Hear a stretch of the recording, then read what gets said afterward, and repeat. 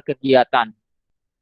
Ya, penyelenggara kegiatan. Nah, itu nanti yang akan kita pelajari. Ya, pegawai tetap, pegawai tidak tetap, kemudian bukan pegawai, dan satu lagi adalah penyelenggara kegiatan. Itu lebih rinci dari ketiga kategori tersebut. Nah, nanti dari masing-masing rincian tadi, yang empat tadi ya, pegawai tetap itu nanti berbeda ya, berbeda cara menghitungnya. Cara menghitungnya itu berbeda-beda. Nah, untuk hari ini kita akan belajar tentang pegawai tetap dulu. Ya, pegawai tetap dulu, baru nanti minggu depan kita akan belajar pegawai tidak tetap, kemudian setelah itu pegawai atau bukan pegawai, dan satu lagi adalah penyelenggaraan kegiatan, gitu ya. Oke, nah tapi sebelumnya di sini di samping mempelajari tentang pegawai tetap, ada beberapa hal yang perlu disampaikan berkaitan dengan pajak penghasilan pasal 21. Di sini nanti akan kita pelajari yaitu pengertian, kemudian pemotong PPh 21, kemudian ada hak dan kewajiban pemotong, kemudian ada subjek PPh pasal 21, kemudian yang bukan merupakan subjek pajak, kemudian hak dan kewajiban wajib pajak, objek pajak yang tidak termasuk objek pajak, kemudian perhitungannya, tata caranya, tata cara pemotongan, dan selanjutnya adalah contoh kasus.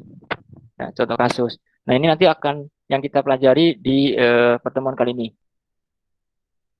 Oke, kita langsung saja ke pengertian. Ya, tadi di awal saya menanyakan, jadi jenis-jenis kegiatan seperti apa yang eh, penghasilannya dikenakan PPh pasal 21. Nah, di sini ada tiga tadi ya. Ada tiga, yaitu pekerjaan, jasa, dan kegiatan. Nah, kurang lebih seperti ini.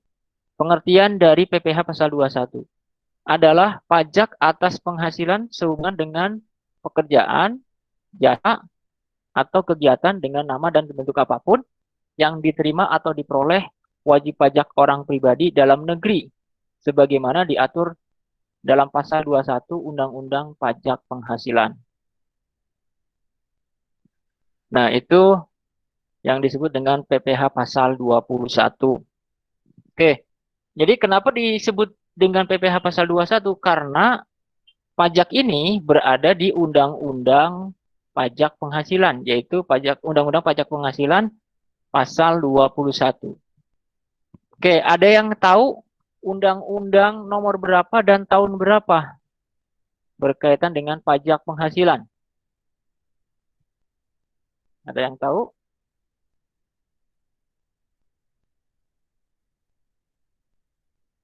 Undang-undang nomor berapa dan tahun berapa? Yaitu yang berkaitan dengan pajak penghasilan. Oke, ada yang tahu? 36 tahun 2009 bukan Pak? Nomor 36 tahun 2009. Nomornya benar, tapi tahunnya salah. Bukan itu tahunnya. Yaitu nomor 36 tahun 2008. 2008. Ini siapa nih? Intan. Intan. Ya, jadi Undang-Undang nomor 36 tahun 2008. Itu tentang Undang-Undang Pajak Penghasilan ya, tentang pajak penghasilan. Nah, kalau yang yang 2009 itu tentang ini ya, ketentuan umum dan tata cara perpajakan. Nah, itu adalah pengertian dari Undang-Undang Pajak Penghasilan. Oke, selanjutnya adalah, nah, seperti yang sudah saya katakan tadi, bahwa PPh 21 itu, ya PPh 21 di sana adalah berkaitan dengan kegiatan, yaitu eh, pekerjaan, jasa, dan kegiatan. Nah, pekerjaan-pekerjaan tersebut itu ada yang menyelenggarakan. Ya, ada yang melaksanakan, yaitu contohnya perusahaan, ya, kemudian ada apa namanya, lembaga, ya, lembaga yang menyelenggarakan kegiatan gitu. Nah, itu yang disebut dengan pemotong. Ya, lebih lengkapnya di sini, eh, pemotong PH pasal 21 itu yaitu pastinya yaitu yang pemberi kerja atau di sini berupa perusahaan, yaitu baik orang pribadi dan badan. Ya, baik orang pribadi dan badan. Ini pemotong dari PPh 21 yang pertama, ya, yaitu pemberi kerja. Karena di sana perusahaan wajib memotong kepada karyawannya, ya, wajib memotong kepada karyawannya kalau karyawannya tersebut dikenai PPh pasal 21. Betul ya, kalau dikenai. Artinya dikenai itu kan di dalam PPh 21 itu ada batasannya. Ya, ada batasannya, yaitu batasannya itu adalah PTKP tadi. Ya, batasannya itu adalah PTKP tadi. Jadi PTKP itu merupakan batasan. Nah, batasannya. Nah, dari mana? Dari penghasilan neto. Ya, dari penghasilan neto. Jadi pada saat mau membandingkan antara PTKP dengan penghasilan neto, apabila penghasilan netonya itu lebih besar daripada PTKP, maka dia dikenakan pajak. Ya, maka dia dikenakan pajak. Ada PKP-nya, ya, ada penghasilan kena pajaknya, ya. Tapi kalau misalkan penghasilan netonya itu lebih kecil daripada PTKP, maka eh, tidak tidak ada penghasilan kena pajak, ya, alias minus, ya. Minus, kalau minus itu kan nggak mungkin dikenai pajak, ya. Soalnya kitanya sendiri juga minus, ya. Apa yang mau dikenakan? Jadi artinya kalau misalkan minus itu berarti nihil, tidak dikenakan pajak atau tidak dipotong dalam hal ini, gitu. Nah, itu berkaitan dengan PPh pasal 21, ya. Jadi di sini pemotong yang pertama adalah pemberi kerja, yaitu yang kewajibannya adalah memotong memotong gaji karyawan. Kalau apa namanya, gaji karyawan tersebut atau penghasilan netonya dalam hal ini itu melebihi PTKP, gitu ya. Kemudian selanjutnya adalah bendahara atau pemegang kas pemerintah. Nah, kalau ini berkaitan dengan PNS, ya, pegawai negeri sipil, PNS, ya.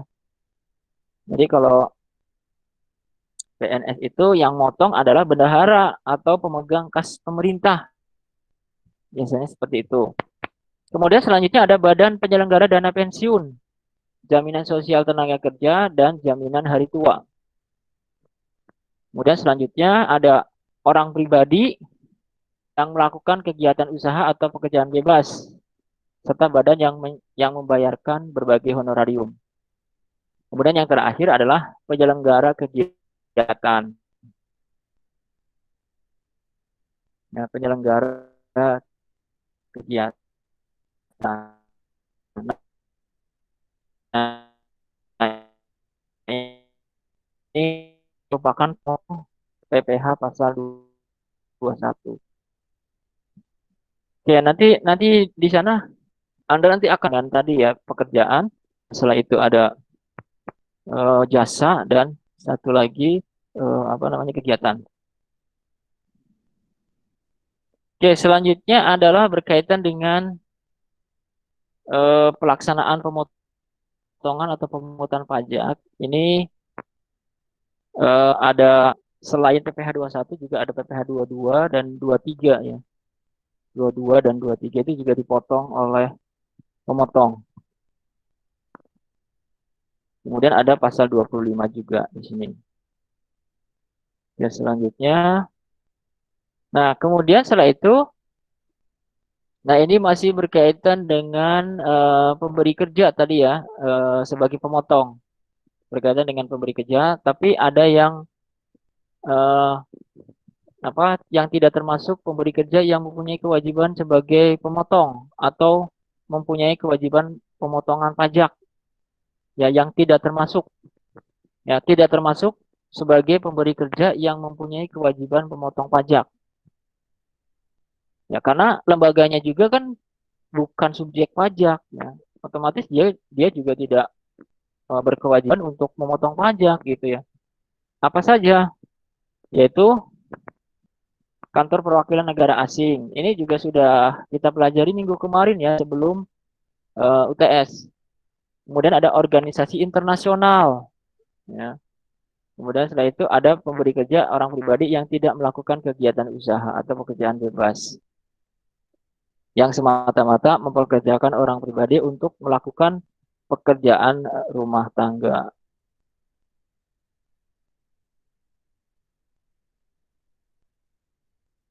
Oke, jadi ini ya tadi ya yang tidak termasuk pemberi kerja untuk memotong pajak.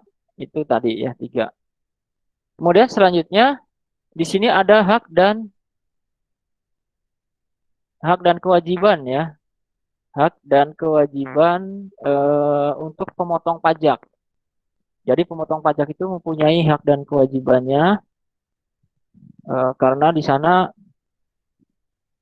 dia itu apa namanya punya tanggung jawab ya punya tanggung jawab terhadap wajib pajak ya, yaitu wajib pajak PPh pasal 21 tersebut. Oke, nah di sana hak bagi pajak itu pertama adalah kelebihan jumlah setoran PPh pasal 21. Eh, Apabila ada kelebihan pajak PPh pasal 21 itu berarti dia berhak untuk meminta kembali kelebihannya gitu. Kemudian selanjutnya ada mengajukan permohonan perpanjangan waktu penyampaian SPT tahunan. Jadi untuk perihal penyampaian SPT tahunan itu bisa diperpanjang. Nah, ini boleh ya. Di sini haknya sebagai pemotong pajak. Kemudian selanjutnya adalah mengajukan surat keberatan. Ya, mengajukan surat keberatan. Jadi apabila terjadi kesalahan ya, kesalahan di dalam perpajakan, administrasi perpajakan atau yang kesalahan ya, itu bisa dilakukan keberatan kepada siapa di Dijen Pajak. Nah, ini hak dari pemotong pajaknya. Kemudian selanjutnya adalah kewajiban pemotong pajak. Ya, kewajiban pemotong pajak. Nah, di sini kewajibannya itu ada 6. Yang pertama adalah mendaftarkan diri ke kantor pajak atau kantor pelayanan pajak ya, KPP. Nah, eh, di sana termasuk di dalamnya adalah melaporkan pegawai. Ya, daftar pegawainya nanti dilaporkan ke sana. Kemudian setelah itu menghitung, memotong, menyetorkan, dan melaporkan. Ya, menghitung, memotong, menyetorkan, dan melaporkan PPh pasal 21 yang terutang untuk 1 bulan takvim. 1 bulan takvim itu 1 bulan full penuh ya. Kemudian selanjutnya adalah membuat catatan atau kertas kerja dengan PPh 21 untuk masing-masing penerima penghasilan. Kemudian selanjutnya ada membuat bukti potong. Ya, membuat bukti potong. Jadi nanti pada saat pemotong ini melakukan administrasi perpajakannya, nanti ada kegiatannya itu berupa penghitungan, kemudian pemotongan, kemudian setelah itu di store, ya penyetoran dan melaporkan. Nah, pada saat nanti dilakukan pelaporan itu salah satunya adalah membuat bukti pemotongan, ya, membuat bukti pemotongan. Nah, kalau yang kegiatan yang di atas itu yang memotong itu maksudnya memotong pajaknya. Nah, nanti baru setelah dipotong, kemudian setelah itu distorkan, baru dilakukan pembuatan dari dokumen seperti SPT gitu ya. Kemudian bukti potong, kemudian ada SSP itu dilampirkan juga itu apa namanya harus lakukan. Ya terutama yang bukti potong ini untuk apa namanya sebagai bukti bahwa karyawan ya sebagai bukti bahwa karyawan itu sudah membayar pajak atau istilahnya ini kwitansi lah ya kwitansi tapi kwitansinya itu formatnya itu format pajak gitu ya formatnya itu format pajak. Kemudian selanjutnya adalah memberikan bukti PPh satu atas pemotongan PPh selain pegawai tetap. Kalau tadi nomor 4 itu untuk pegawai tetap, kalau yang di bawahnya itu selain pegawai tetap. Kemudian selanjutnya adalah melaporkan pemotongan dan penyetoran PPh satu ke kantor pelayanan pajak. Nah, itu pasti ya yang nomor 6. Yaitu hak dan kewajiban dari pemotong. Oke, selanjutnya yang perlu Anda ketahui juga berkaitan dengan PPh pasal 21 di sini adalah berkaitan dengan subjek PPh pasal 21. Ya, subjek PPh pasal 21-nya. Nah, apa saja atau siapa saja? Yang pertama adalah pegawai, udah pasti ya pegawai. Kemudian penerima pesangon pensiun tunjangan hari tua. Kemudian setelah itu ada bukan pegawai yang menerima atau memperoleh penghasilan sehubungan dengan pekerjaan jasa atau kegiatan. Kemudian peserta kegiatan yang menerima penghasilan sehubungan dengan keikutsertaannya dalam kegiatan. Nah, ini merupakan subjek PPh pasal 21. Nah, ini juga mohon apa namanya dipahami ya. Oke, selanjutnya adalah setelah tadi ada subjek pajak, ya, di sini juga ada yang bukan termasuk subjek pajak PPh pasal 21, ya, bukan termasuk. Nah, diantaranya adalah pejabat perwakilan diplomatik, kemudian pejabat perwakilan organisasi internasional. Ya, berarti di sini adalah orangnya ya, pejabatnya ya, pejabatnya. Oke, selanjutnya di sini ada hak dan kewajiban wajib pajak. Nah, kalau tadi hak dan kewajiban apa namanya? Hak dan kewajiban pemotong. Nah, sekarang hak dan kewajiban wajib pajak. Hak dan kewajiban wajib pajak itu pertama adalah berkaitan dengan hak wajib pajak PPh 21, yaitu meminta bukti pemotongan PPh pasal 21 kepada pemotong pajak. Meminta bukti pemotongan PPh 21 kepada pemotong pajak. Kemudian mengajukan surat keberatan kepada Ditjen Pajak, kemudian mengajukan permohonan banding secara tertulis. Kemudian selanjutnya kewajiban-kewajibannya adalah membuat surat pernyataan yang berisi jumlah tanggungan keluarga. Ya, di samping hak-haknya itu yang diterima oleh wajib pajak juga harus melakukan kewajibannya. Dan juga harus melakukan kewajibannya yaitu membuat surat pernyataan yang berisi jumlah tanggungan keluarga. Nah, ini berhubungan dengan pada saat akan menghitung PTKP ya. Pada saat menghitung PTKP. Ya, di dalam PTKP itu kan di dalamnya itu ada informasi-informasi lupa informasi status perkawinannya, kemudian jumlah tanggungannya gitu ya. Ada berapa gitu ya. Kemudian setelah itu apakah istri eh, penghasilannya itu digabung atau tidak gitu ya. Itu harus dilaporkan ke dalam hal ini adalah ke pemotong pajak terlebih dahulu. Karena yang melakukan pemotongan itu adalah pemotong pajak.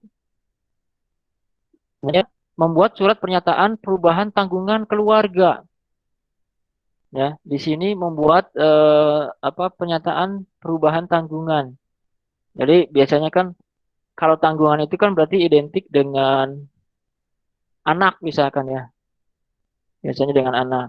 Bisa saja pada saat masuk kerja, pada saat itu belum menikah gitu ya. Nah, apa namanya itu setelah sudah bekerja itu pastinya kan ada perubahan tanggungan ya. Nah, mungkin pegawainya sekarang jadi nikah gitu ya, punya anak. Nah, itu kan berarti ada perubahan, ya, ada update data berupa tanggungan tersebut gitu. Karena memang ini eh, tanggungan ini sangat apa namanya sangat sangat menguntungkan bagi wajib pajak ya, karena di sini fungsinya adalah sebagai pengurang. Ya, fungsinya itu adalah sebagai pengurang dari pajak tersebut gitu ya. Coba kalau misalkan tidak ada PTKP, ya kalau misalkan tidak ada PTKP, nah berarti eh, apa namanya pajak terutangnya itu diambil langsung dari penghasilan neto. Ya itu pasti akan berat sekali gitu ya. Makanya pemerintah itu di sana mengeluarkan kebijakan PTKP yang fungsinya itu sebagai pengurang gitu ya, sebagai pengurang pajak. Karena yang tadi untuk menghitung apa namanya PKP, PKP itu kan yang penghasilan kena pajak. Nah, itu yang menjadi dasar dari perhitungan pajaknya. Nah, itu dari mana? Dari tadi rumusnya yaitu penghasilan neto dikurangi dengan PTKP. Nah, PTKP ini yang mempunyai peran yang penting di dalam apa namanya eh, di dalam pemotongan pajak tadi yaitu PPh pasal 21 gitu. Karena memang PTKP ini adanya di PPh 21 dan wajib pajak orang pribadi ya. Di pajak-pajak lain itu tidak ada gitu ya. Di pajak-pajak lain itu PTKP tidak ada, hanya di PPh 21 aja dengan wajib pajak atau PPh pajak penghasilan wajib pajak orang pribadi gitu ya. Itu saja gitu. Nah, kemudian selanjutnya adalah menyerahkan bukti pemotongan PPh pasal 21 kepada, nah ini apabila karyawan tersebut itu dipindahkan, dimutasi ke cabang lain. Ya, ini berupa apa? Berupa bukti pemotongan. Karena kan eh, apa namanya biasanya dipegang oleh apa namanya wajib pajak dalam hal ini adalah karyawan itu berupa bukti potong. Makanya ini bukti potongnya itu nanti diserahkan kepada cabang baru kalau misalkan dipindahkan atau dimutasi ke cabang tersebut gitu. Atau misalkan di sana pindah kerja, ya pindah kerja. Nah, bukti potongnya juga jangan hilang, ya sebagai bukti bahwa lamanya pun dia apa namanya dikenakan pajak. Nah, ini sebagai bukti yaitu bukti pemotongan tadi gitu. Kemudian selanjutnya adalah memasukkan SPT tahunan jika mempunyai NPWP. Jadi selain apa namanya selain tadi yang poin ketiga di atas, ini juga yang poin keempat adalah memasukkan SPT tahunan. Jadi SPT tahunan itu berupa SPT yang disebut dengan 1770 ya. Ada yang 1770, ada yang 1770S, 1770SS. Nah, Anda masih ingat ya jenis SPT yang tiga itu. Nah, ini khusus untuk yang wajib pajak orang pribadi. Nah, nanti tinggal disesuaikan kira-kira yang mana. Ya, apakah yang 1770 saja atau 1770S atau 1770SS. Gitu. Yang 1770 itu adalah yang lengkap, yaitu dia punya kerja ya atau punya sampingan, punya pekerjaan bebas. Ya, kalau yang 1770 dan mempunyai pendapatan yang lebih dari satu. Kemudian yang 1770S itu adalah formulir untuk yang wajib pajak orang pribadi yang selain eh, apa namanya selain dalam hal ini adalah yang mempunyai pekerjaan bebas. Yang selain itu. Jadi untuk yang 1770 itu adalah apa namanya di sana di antaranya adalah yang mempunyai pendapatan lebih dari satu dan lebih dari satu. Kemudian kalau yang terakhir adalah 1770 SS itu apabila mempunyai pendapatan dari satu pemberi kerja. Nah, kalau misalkan Anda kerjanya hanya di perusahaan tersebut, berarti pakai formulirnya adalah formulir yang 1770 SS. Tapi kalau misalkan Anda punya pekerjaan lain selain di pekerjaan tersebut, itu pakai formulirnya adalah 1770S. Tapi kalau misalkan punya pekerjaan lain atau pekerjaan bebas atau usaha ya dalam hal ini, itu pakai formulirnya adalah formulir 1770 saja gitu. Itu yang disebut dengan SPT tahunan untuk wajib pajak orang pribadi.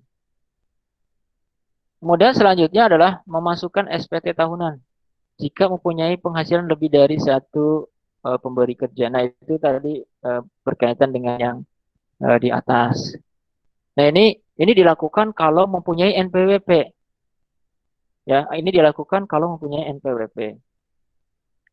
Oke, mungkin ada yang tahu ya, di perhitungan PPh 21 nih, kan kita bicaranya adalah PPh 21. Kalau misalkan tidak mempunyai NPWP, itu gimana? Perlakuannya itu bagaimana? Coba ada yang bisa menjelaskan? Ini di pertemuan minggu kemarin ada ya UTS. Coba diinformasikan ke temannya kalau misalkan Anda tahu. Ya, jadi apabila ada orang atau pegawai yang tidak mempunyai NPWP itu gimana? Jadi Pak itu tuh eh, buat yang tidak punya NPWP itu kena pajaknya langsung kalau nggak salah 20% nggak atau 25% Pak. Oh iya, kurang lengkap, kurang lengkap, kurang tepat maksudnya, kurang tepat, kurang tepat sih. Ini siapa? Yusuf Pak. Yusuf. Kurang kurang tepat ya Yusuf ya. Coba dilengkapi lagi, coba. Boleh yang lainnya dilengkapi lagi. Ya, jadi ada karyawan nih ceritanya. Ada karyawan, dia tidak mempunyai NPWP. Nah, itu perlakuannya bagaimana gitu. Nah, itu ada pembahasan di pembahasan materi sebelum UTS ya. Ada tuh pada saat membahas PTKP ya, membahas PTKP itu ada penjelasannya di bawah ya waktu itu tuh. Itu Ini bagaimana Pak, menurut yang ya, kalau misalkan nggak punya NPWP itu dikenakan tarifnya itu 20% dibanding dengan wajib pajak. Jadi lebih mahal, lebih tinggi gitu Pak. Pemotong ya apa? 20% lebih tinggi 20% ya daripada dibanding pajak. di pajak yang mempunyai NPWP. Coba ulangi lagi. Ini siapa? Rizky Pak, Rizky. Coba Rizky ulangi lagi. Gimana? kalau misalkan orang yang nggak memiliki NPWP itu kan 20% kena charge-nya gitu Pak dibanding yang memiliki Akan dikenakan 20% lebih tinggi. lebih tinggi dibanding sama yang memiliki NPWP. Nah, gitu. Jadi, kalau yang tidak mempunyai NPWP itu akan dikenakan eh, 20% tinggi. Berarti lebih tinggi itu masih tambah 20% lagi ya daripada wajib pajak yang mempunyai NPWP gitu. Contohnya misalkan yang mempunyai NPWP itu 100.000. Nah, kalau misalkan tidak mempunyai NPWP berarti dia harus membayar 120.000 gitu. Dia harus membayar 120.000. Tuh, atau misalkan yang mempunyai NPWP, PPh terutangnya adalah 200.000. Berarti yang tidak mempunyai NPWP itu wajib membayar 250.000. Kan lumayan ya. Lumayan itu kalau misalkan tidak mempunyai NPWP itu seperti itu. Di PPh 21 itu seperti itu. Dan di jenis-jenis pajak yang lainnya pun sama ya. Kalau yang tidak mempunyai NPWP itu ada ada ini apa tarif tambahan istilahnya tuh eh tambahan pembayaran lah istilahnya ya seperti itu. Di PP pasal 23 juga ada nanti seperti itu. Gitu ya. Jadi ini khusus untuk yang mempunyai NPWP saja memasukkan SPT-nya itu. Karena memang di dalam SPT itu harus memasukkan NPWP gitu. Harus memasukkan NPWP. Makanya kalau misalkan Anda sudah kerja, cepat bikin NPWP. Cepat-cepat untuk membuat NPWP. Oke, sampai di sini mungkin penjelasannya ada yang mau ditanyakan? Penjelasannya ada yang mau ditanyakan kira-kira?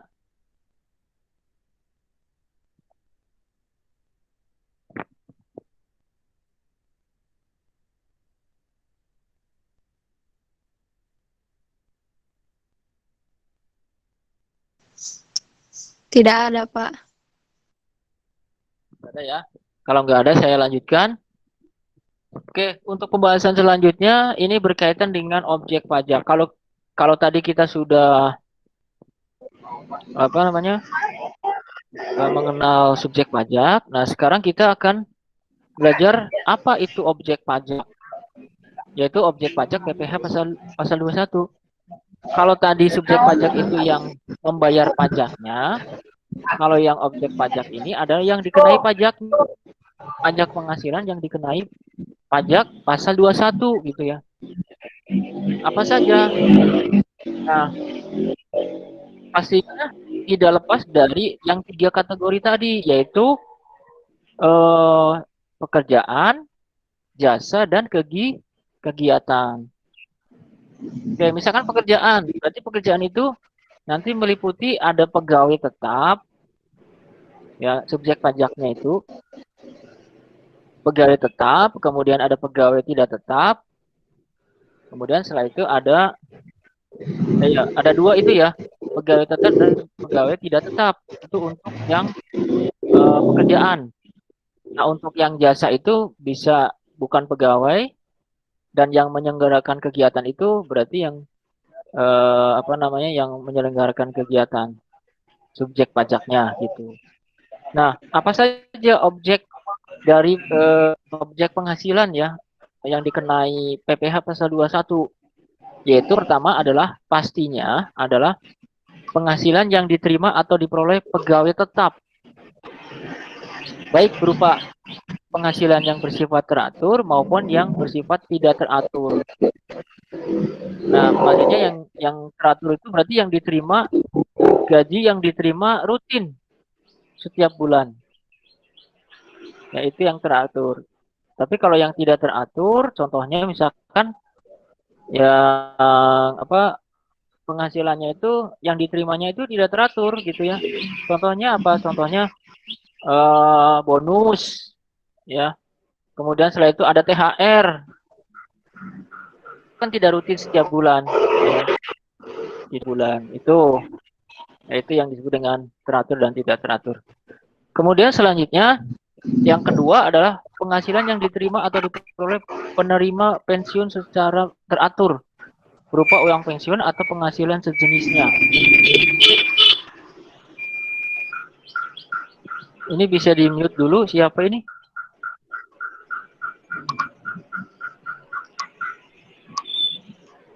Cindy.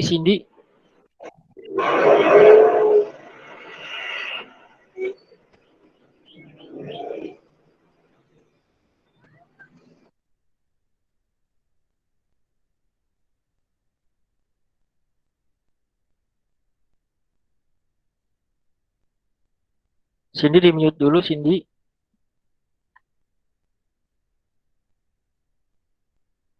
Oke, kemudian selanjutnya adalah yang nomor 3, penghasilan sehubungan dengan pemutusan hubungan kerja dan penghasilan sehubungan dengan pensiun yang diterima secara sekaligus berupa uang pesangon, uang manfaat pensiun, tunjangan hari tua atau jaminan hari tua, dan pembayaran lain yang sejenis. Kemudian selanjutnya ada penghasilan pegawai tidak tetap atau tenaga kerja lepas berupa upah harian, upah mingguan, upah satuan, upah borongan atau upah yang dibayarkan secara bulanan. Ya, ini pegawai tidak tetap. Kemudian yang selanjutnya, imbalan kepada bukan pegawai. Nah, ini bukan pegawai nih.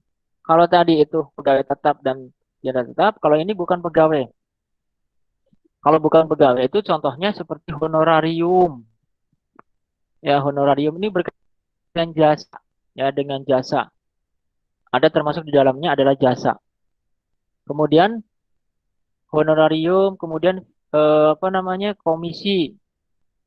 Ya, komisi, kemudian fee dan imbalan sejenis dengan nama dan dalam bentuk apapun sebagai imbalan sehubungan dengan pekerjaan, jasa, dan kegiatan yang dilakukan.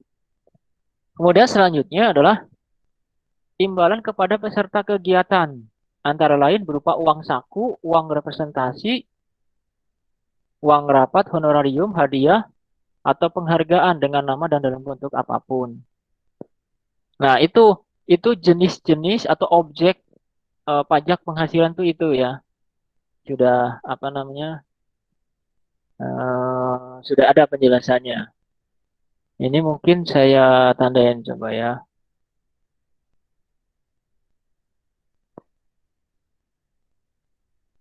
Ya, yang saya tanda merah ya.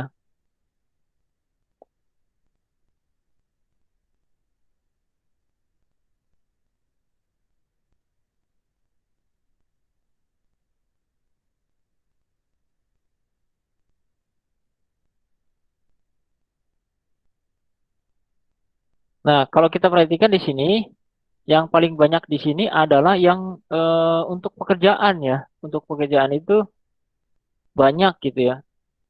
Penghasilannya itu banyak.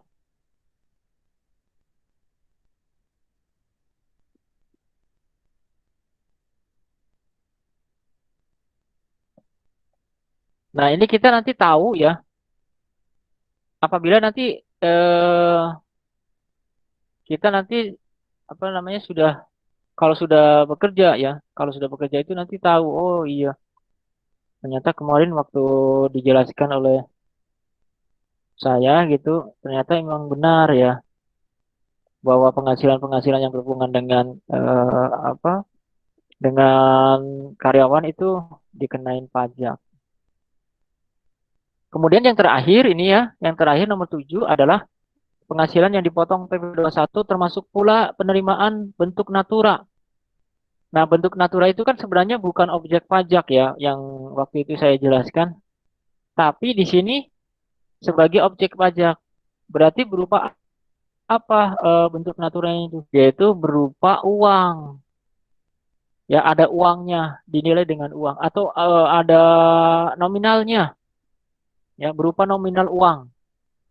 Tapi yang bukan merupakan objek pajak itu juga ada bentuk natura dan kenikmatan. Kalau pemberiannya itu berupa barang. Gitu ya, berupa barang.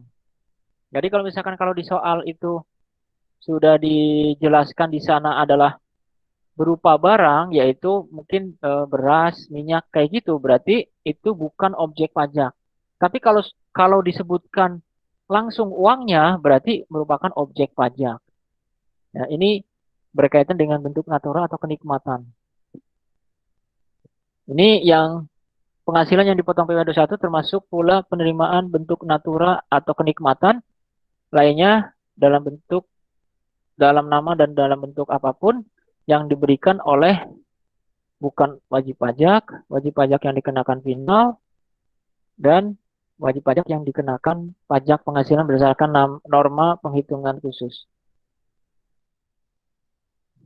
Oke, selanjutnya adalah, nah supaya kita tidak apa namanya bingung nanti pada saat menghitung PPh 21 ya, selain objek pajak, kita juga harus mengenal apa yang disebut dengan bukan termasuk objek pajak. Ya, yang bukan termasuk objek pajak PPh 21 terutama ya, yaitu ada pembayaran manfaat atau santunan asuransi, kemudian ada di sini ada penerimaan dalam bentuk natura. Ya, nah, dalam bentuk natura ini adalah dalam bentuk barang tadi ya. Kemudian iuran pensiun yang dibayarkan kepada dana yang pendiriannya disahkan oleh Menteri Keuangan. Ya.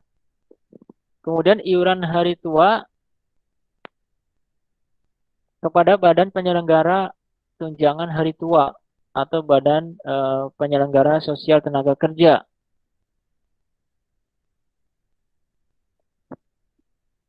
Iurannya ya. Kemudian zakat, ya, zakat tidak ke siswa. Ini yang bukan merupakan objek pajak dari objek pajak PPh pasal 21 gitu. Nah, saya kira itu penjelasan dari teorinya. Nah, sekarang kita coba untuk rumus ya atau perhitungannya nih. Oke, ada yang mau bertanya mungkin sebelum saya lanjutkan ke perhitungan, ke rumusnya gitu ya, ke rumus perhitungannya.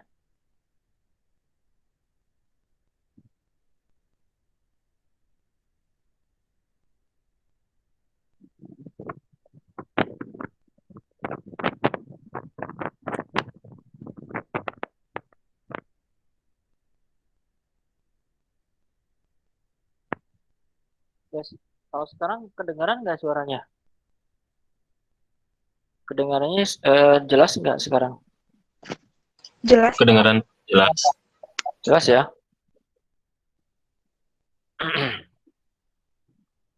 Oke, ada yang mau ditanyakan kira-kira?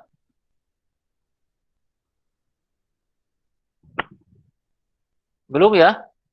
Belum ada ya? Ini soalnya peraturan-peraturan ya, berhubungan dengan peraturan. Oke, selanjutnya, nah ini ada penghitungan PPh pasal 21 ya, penghitungan PPh pasal 21. Seperti yang sudah saya katakan tadi, PPh pasal 21 itu yaitu pertama untuk pekerjaan, kegiatannya itu berhubungan dengan kegiatan dari kegiatan apa namanya? Pekerjaan, kemudian dari jasa dan satu lagi adalah dari kegiatan aktivitasnya gitu ya. Aktivitasnya itu dari apa namanya? Pekerjaan, jasa dan kegiatan. Nah, nanti di sini di perhitungannya pun akan menyesuaikan dari ketiga kategori itu. Yaitu nanti ada 4 macam perhitungan. Yaitu yang pertama untuk pegawai tetap. Ini yang pegawai tetap ini cukup perhitungannya cukup panjang. Kemudian yang pegawai tetap, pegawai tidak tetap yang upahnya dibayarkan secara bulanan. Itu ini. Nanti saya jelaskan ya sepintas. Kemudian selanjutnya adalah yang upahnya dibayarkan secara harian, mingguan, borongan, dan satuan. Itu ini. Kemudian yang PPh pasal 21 bagi peserta kegiatan. Nah, rumusnya ini. Dan yang terakhir adalah bukan pegawai, rumusnya ini. Jadi Anda harus tahu dulu ya di dalam mengerjakan apa latihan atau mungkin ujian atau mungkin kuis gitu ya. Anda harus bisa membedakan mana itu bukan pegawai, mana itu kegiatan atau aktivitas kegiatan atau aktivitas pegawai tetap atau pegawai tidak tetap. Gitu. Nah, jadi ada 4 perhitungan ya, ada 4 macam perhitungan. Nah, sekarang kita langsung saja ke yang perhitungan PPh pasal 21 untuk pegawai tetap terlebih dahulu. Ya, untuk pegawai tetap terlebih dahulu. Nah, untuk yang pegawai tetap apa namanya? Pegawai tetap di sini sebenarnya perhitungannya itu hampir sama ya, perhitungannya itu hampir sama berkaitan dengan perhitungan PPh pajak penghasilan wajib pajak orang pribadi yang kemarin kita pelajari ya, yang sebelum UTS kita pelajari, yaitu mencari PKP ya, mencari PKP. Ini juga sama, mencari PKP penghasilan kena pajak. Nah, pada saat menghitung PPh terutama wajib pajak orang pribadi itu ada PTKP juga sama. Ini juga ada PTKP. Dan penghasilan neto juga ada. Ya, penghasilan neto. Jadi sampai situ, sampai penghasilan neto, PTKP dan kena pajak, PKP itu sama perhitungannya. Ya, itu sama. Dengan perhitungan di wajib pajak orang pribadi. Ya, kemudian setelah itu, setelah keluar hasilnya, yaitu berupa penghasilan kena pajak, baru dikalikan dengan tarif. Ya, dikalikan dengan tarif. Nah, tarifnya itu yang disebut dengan tarif pasal 17 ayat 1 huruf A ya. Yaitu yang tarifnya itu adalah tarif progresif. Ya, tarifnya adalah tarif progresif, yaitu yang 5%, 15%, 25%, dan satu lagi adalah 3%. Ya, itu tarif progresif. Nah, ini kemarin kan kita sudah belajar ya. Di latihan ada, terus di materi ada, kemudian kemarin di ujian juga ada. Nah, setidaknya tahu ya, setidaknya tahu. Nah, nanti ya mulai dari penghasilan neto, PTKP dan kena pajak itu perhitungannya sama. Nah, yang membedakan adalah pada saat kita menghitung di dalam penghitungan PPh pasal 21 untuk pegawai tetap itu adalah pada saat menghitung penghasilan neto. Ya. Nah, dalam hal ini penghasilan neto setahun. Ya. Karena di perhitungan PPh 21 terutama untuk pekerjaan kan pegawai tetap itu kan menerima gaji setiap bulan dan memang dibayarkan langsung di bulan itu.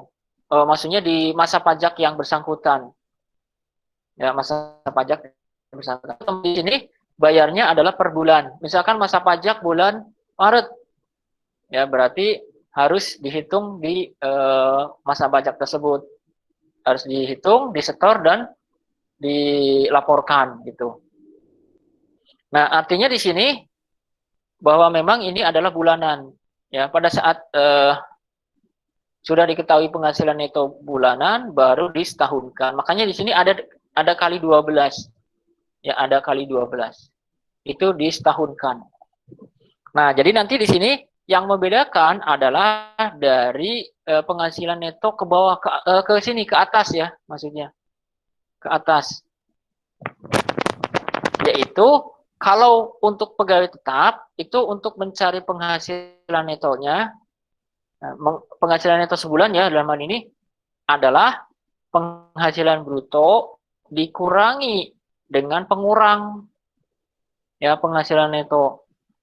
Nah, berarti kita hitung terlebih dahulu adalah penghasilan brutonya dulu kan, penghasilan brutonya. Nah, penghasilan bruto itu diketahui dari gaji sebulan ditambah dengan tunjangan dan honorarium ditambah dengan premi asuransi yang dibayar pemberi kerja. Ya, premi asuransi yang dibayar pemberi kerja. Itu akan menghasilkan penghasilan bruto. Berarti ini ditambah ya, ditambah. Jadi penghasilan bruto sama dengan gaji sebulan ditambah dengan tunjangan dan honorarium ditambah dengan premi asuransi yang dibayar pemberi kerja. Kemudian setelah itu di sini ada apa namanya penghasilan bruto hasil dari perhitungan yang di atas. Nah, kalau sudah ini baru penghasilan kotornya ya. Baru setelah kita hitung penghasilan bruto atau kotornya, kemudian kita hitung penghasilan neto sebulannya, yaitu dikurangi biaya jabatan 5%, biaya jabatannya itu 5% dari penghasilan bruto, ya, 5% dari penghasilan bruto. Nah, 5% ini sudah dari ketentuan dari sananya, ya, sudah ketentuan dari sananya. Ada nanti di penjelasannya, ada nanti, ya, di penjelasannya ada nanti. Nah, ini maksimal itu 500.000 per bulan. maksimal ini adalah 500.000 per bulan. Jadi kalau misalkan biaya jabatannya itu lebih dari 500, maka yang diambil itu adalah 500 saja. Ya, 500.000 saja. Tapi kalau misalkan kurang, ya berarti yang diambil adalah jumlah yang dihitung tadi gitu ya. Jadi ini sudah ketentuan ya, apapun jabatannya itu tetap dikenakan biaya jabatan sebesar 5% dari penghasilan bruto gitu ya. Kemudian selanjutnya dikurangi iuran pensiun yang dibayarkan oleh penerima penghasilan. Nah, ini keterangan-keterangan ini pengaruh ya. Ini keterangan-keterangan ini pengaruh. Nah, di atas itu kan kadang kalau misalkan iuran ya, ada iuran pensiun yang dibayarkan oleh pemberi kerja. Berarti kalau yang berhubungan dengan yang pemberi kerja, berarti posisinya di atas. Ya, posisinya itu sebagai tunjangan. Tapi kalau yang membayarkannya itu adalah penerima penghasilan, itu posisinya di pengurang, ada di bawah. Gitu ya. Ini biasanya ini nih, iuran pensiun biasanya itu. Atau premi asuransi. Iuran asuransi, tapi kalau misalkan yang membayarnya adalah pemberi kerja, itu termasuknya di dalam tunjangan ya, di dalam tunjangan. Dan terus ada lagi di sini yang berkaitan dengan premi asuransi yang pendiriannya sudah disahkan oleh Menteri Keuangan. Ya. Nah, kalau itu tidak termasuk di dalam pengurangan maupun tunjangan. Ya, tidak termasuk di dalam tunjangan maupun kurangan. Tuh, kemudian setelah itu dijumlahkan pengurangnya. Kemudian setelah dijumlahkan, ini sebagai pengurang dari penghasilan bruto yang akan nanti menghasilkan penghasilan itu sebulan. Nah, kalau sudah sebulan baru dikalikan 12 gitu. Karena di sini PTKP-nya adalah PTKP setahun.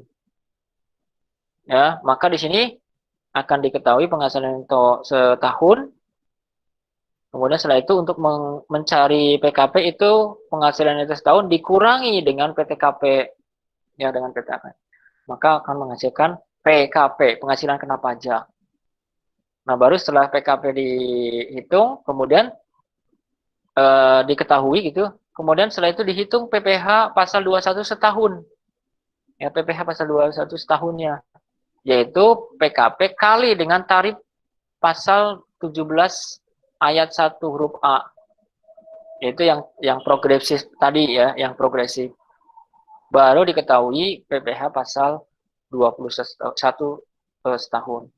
Nah, untuk PPh 21 ini kan per bulan. Nah, kalau sudah diketahui PPh pasal 21-nya, kemudian dikurangi atau dibagi dengan 12. Ya, dibagi dengan 12.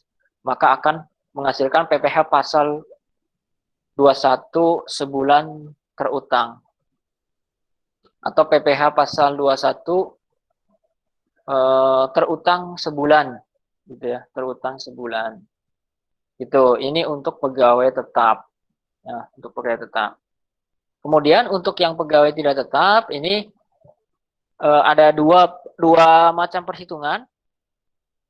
Yang upahnya dibayarkan secara bulanan, ya, yang upahnya dibayarkan secara bulanan, ini penghasilan bruto setahun dikurangi PTKP, ya dikurangi PTKP, kemudian akan menghasilkan PKP. Nah, kemudian setelah itu dikalikan dengan tarif. Tarifnya sama tadi ya, pasal 17 ayat 1 huruf A.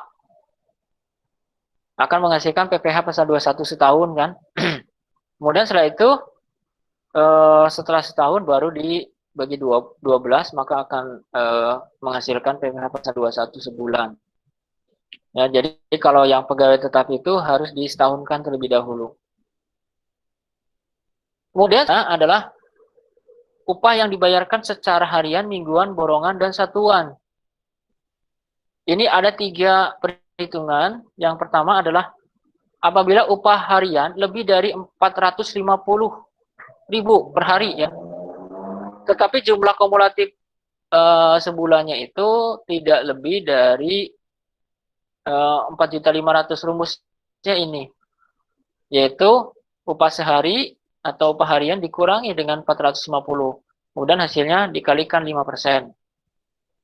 Kemudian penghasilan bruto sebulan melebihi 4,5 juta, tetapi tidak melebihi 10,200,000. Maka rumusnya seperti yang ini. Upah harian dikurangi dengan PTKP. Ada PTKP-nya ya. PTKP sehari kali 5%. Di 10,200,000 ini perhitungannya adalah penghasilan bruto setahun kali dikurangi PTKP dikali dengan tarif dibagi 12. Itu untuk yang pegawai tidak tetap. Kemudian untuk yang menyelenggarakan kegiatan atau peserta kegiatan, itu berarti yang kena pajaknya itu pesertanya ya. Pesertanya dari kegiatan tersebut. Nah, cara menghitungnya kalau ini gampang, langsung aja berarti ya, penghasilan bruto kali tarif pasal 17 ayat 1 huruf A. Kalau misalkan penghasilan brutonya itu misalkan itu ya sampai 75 juta misalkan, ya berarti pakai dua level, 5% dan 15%. Tapi kalau di bawah 50 juta ya pakai yang 5% saja. Kemudian PPh pasal 21 bagi bukan pegawai itu dibagi menjadi 3, yaitu menerima atau memperoleh penghasilan yang tidak bersifat berkesinambungan. Ini contohnya adalah honorarium tadi ya, honorarium. Jadi honorarium itu misalkan dosen itu dipotong ya. Dosen itu dipotong pajak. Jadi ini perhitungannya itu 50% kali penghasilan bruto kali tarif pajak. Ini kalau yang tidak bersifat kesinambungan. Nah, kalau yang bawah itu bersifat kesinambungan. Nah, kalau yang bersifat kesinambungan itu 50% kali penghasilan bruto sebulan. Kemudian setelah itu dikurangi PTKP per bulan, kumulatif. Kemudian setelah itu dihitung pajaknya. Gitu. Kemudian yang terakhir adalah menerima atau memperoleh penghasilan yang bersifat berkesinambungan dan mempunyai penghasilan lain.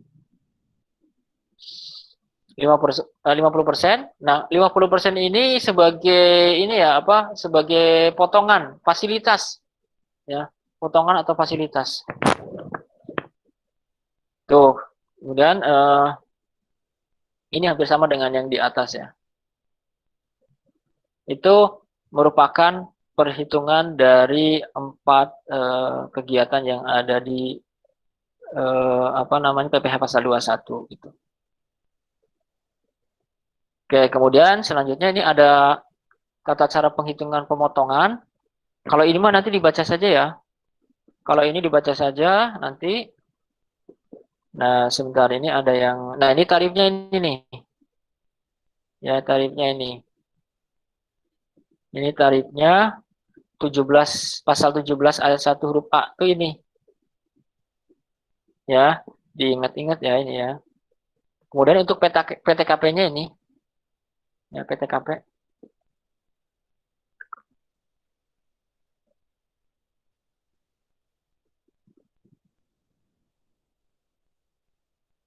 Oke, sebentar.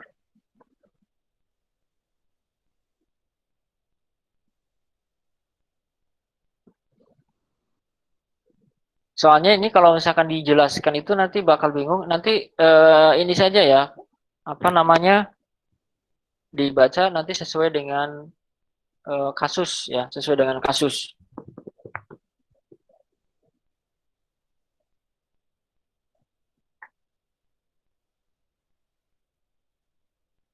Tuh, ini berkaitan dengan tata cara pemotongan.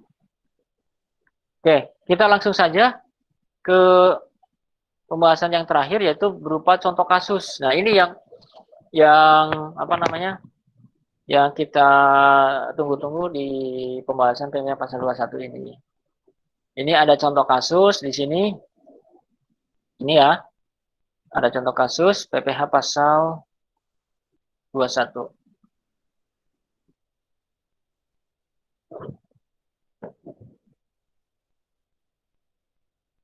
Tulisannya kelihatan ya? Kelihatan, Pak. Kelihatan ya. Itu ini saya gedein lah. Nah, fokusnya yang ke bawah aja yang ini. Oke, contoh penghitungan pajak penghasilan pasal 1. Sadli Hasan adalah pegawai tetap di PT Mahakarya. PT Mahakarya merupakan perusahaan bergerak pada kategori industri pertenunan dengan klasifikasi lapangan usaha 17114. Pada Maret 2018, Sadli Hasan memperoleh gaji beserta tunjangan berupa uang sebesar 6.500.000. Jadi ini udah digabung ya, gaji dan tunjangannya itu sudah digabung.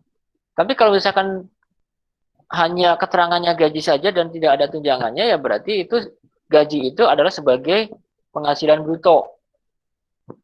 Nah, kalau di sini udah digabung. Seperti yang nanti di latihan 3 itu, di latihan 6 nomor 3 itu nanti ada soal gaji saja, tidak ada tunjangannya. Ya berarti gaji itu sebagai penghasilan bruto gitu ya. Sebagai penghasilan brutonya. Kemudian membayar uang atau iuran pensiun sebesar 25.000. Hasan Sadli atau Sadli Hasan menikah dan mempunyai dua anak. Statusnya adalah K-2. K-2. Penghitungan PPh pasal 21 yang terutang Maret 2018 adalah, nah ini perhitungannya. Jadi ini perhitungannya, struktur perhitungannya kayak gini ya. Seperti ini. Ini sesuai dengan struktur yang rumus tadi. Cuman yang rumus tadi itu belum sampai sini nih. Ini nih. Nah, harusnya perhitungannya sampai sini. Sampai yang terakhir. Yaitu PPh pasal 21 terutang per bulan. Ya, sebulan. Oke. Tadi kan 6.500.000 itu sudah termasuk tunjangan ya, sorry. Tunjangan 6.500.000. Nah, berarti itu sebagai penghasilan bruto kan? Nah, kemudian setelah itu dikurangi biaya jabatan. Nah, tadi kan 5% ya.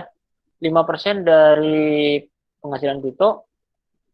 Hasilnya segini. Kemudian uang pensiun 25.000. Maka pengurangannya adalah 450. Sehingga penghasilannya itu sebulan adalah 6.050.000.